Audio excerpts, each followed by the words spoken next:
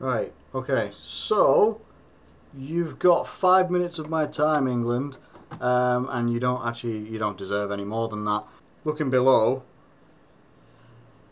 it's a scoreline that we shouldn't be having to look at because of the talent of players that we have in England. And we do have talented players, there's no denying that we've got talented players, but tonight we were outdone by a better game plan and some absolute blunders by our players. Unbelievable. You get the perfect start with a penalty, 4 minutes in, Rooney slots it away nicely. 2 minutes later, it's your drawing. What's going on? How can this be possible? It shouldn't be possible.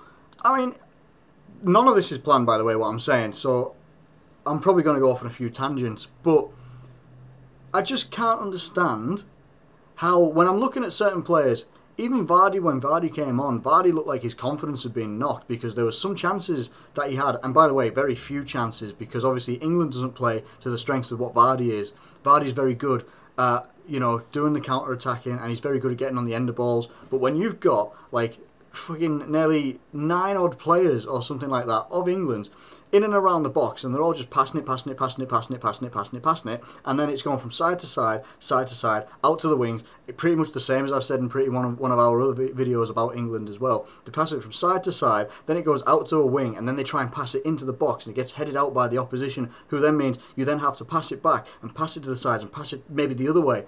It doesn't work. It doesn't friggin' work in the England setup. It barely works for anybody else apart from Barcelona. And that's because they've got extreme qualities. Extreme qualities.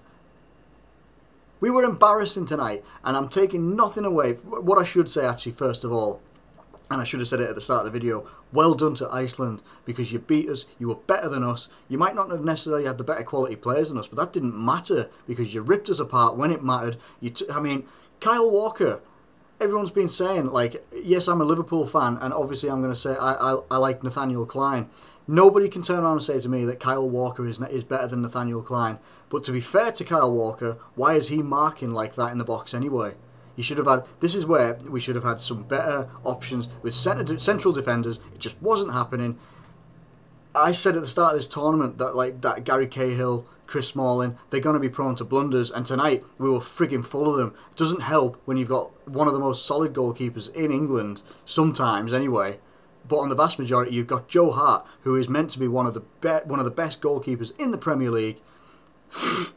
How that second goal goes in, I have absolutely no idea. I had flashbacks of that Gareth Bale free kick when he let that in at the same side as well, and it just dribbles over the friggin' line. And Iceland deservedly go 2-1 up. We have enough chances, enough quality in this bastard team that we should have been able to at least get drawing and go to extra time. But we couldn't even do that. You had Rashford come on at the end. 88th minute. 88th minute. And you've got that many different types of substitutes that you could have made. And you could have made your third substitute at like 70 minutes.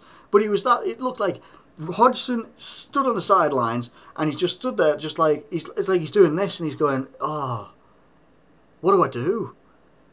I mean, oh, stuff's not going right. But how do I fix it?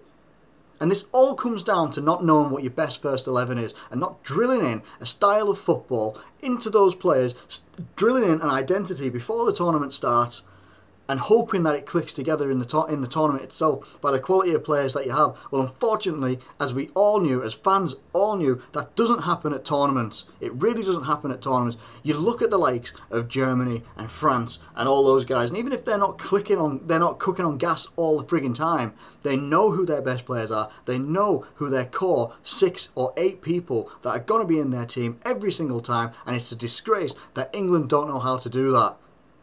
It really is. Where do we go from here? Hodgson will most likely go. He'll have a boatload of excuses, no doubt.